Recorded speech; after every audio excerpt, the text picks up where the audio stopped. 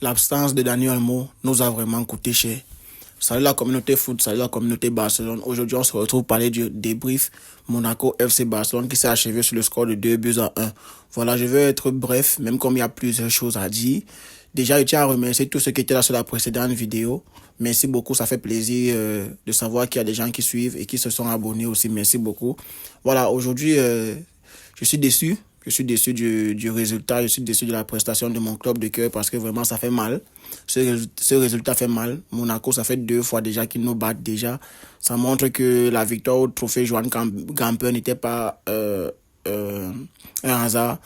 Bon, c'est vrai que cette fois-ci, on a eu un carton rouge. Ça rappelle beaucoup de souvenirs.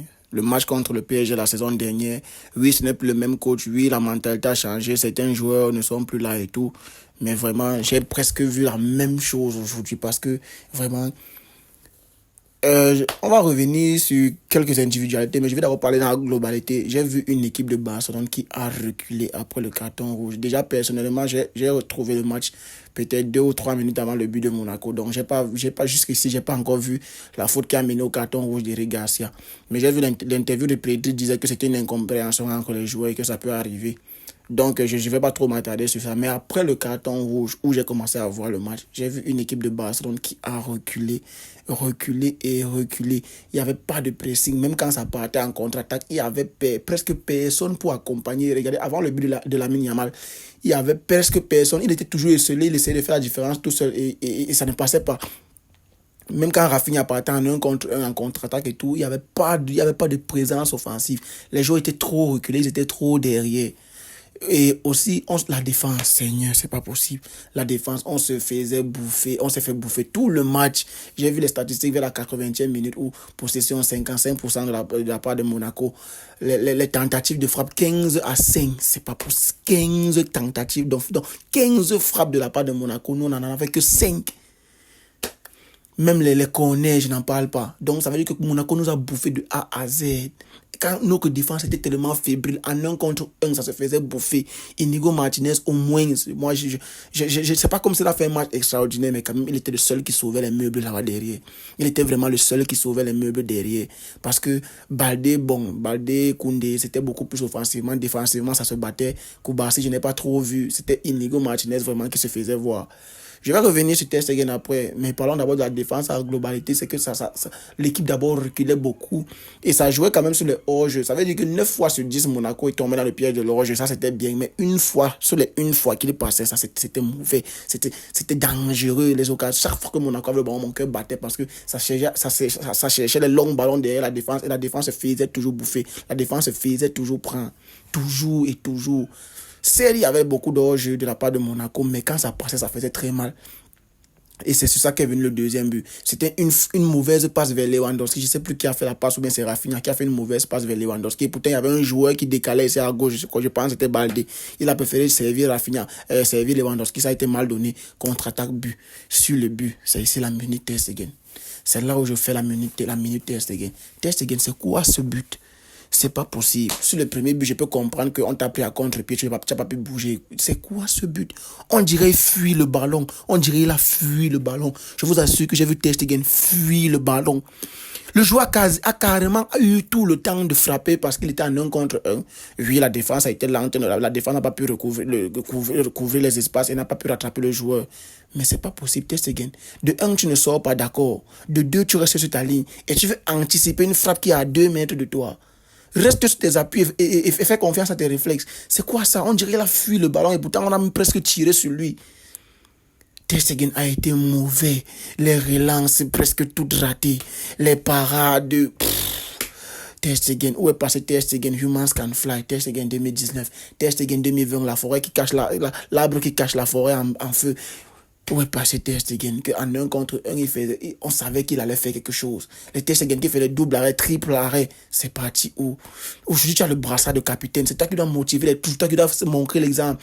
En plus, même en Allemagne, tu es devenu le numéro 1. On fait comment? On rappelle Neuer de sa retraite. On rappelle Valdés. On rappelle Bravo de leur retraite. C'est comment? Qu'est-ce qui ne va pas? C'est quoi ça? C'est quoi ça, Ter Stegen? Tu nous as carrément Eric Garcia nous a coûté le match avec son carton rouge et tout. L'équipe a commencé à perdre les repères et tout. On n'a pas pu vraiment se retrouver. Mais malgré ça, on a égalisé. On a égalisé. C'était possible. Oui. C'était à l'extérieur. Ça, c'est un détail.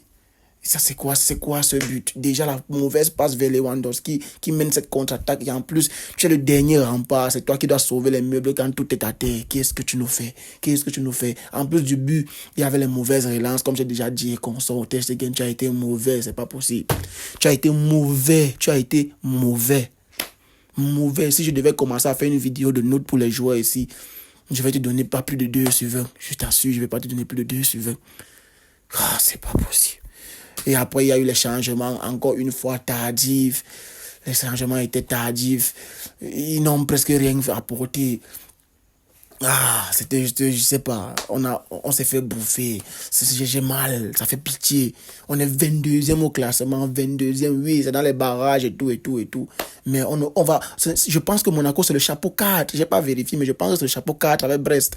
Quand on va jouer le chapeau 1 avec le Bayern, avec l'Inter, avec d'autres équipes du chapeau 2, on va faire comment?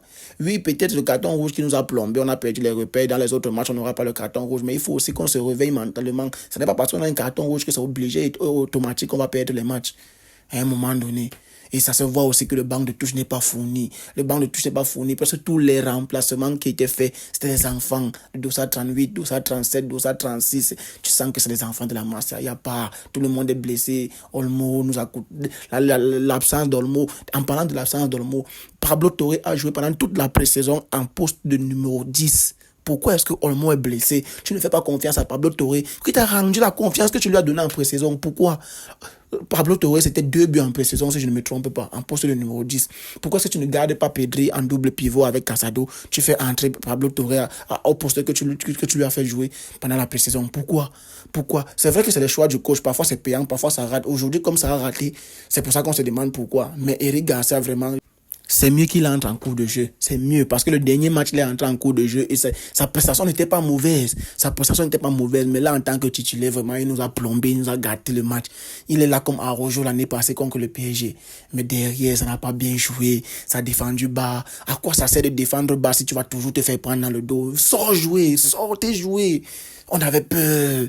On a eu peur de Monaco. On a eu peur de Monaco. Quand on va jouer le Bayern, l'Inter, ça va ressembler à quoi?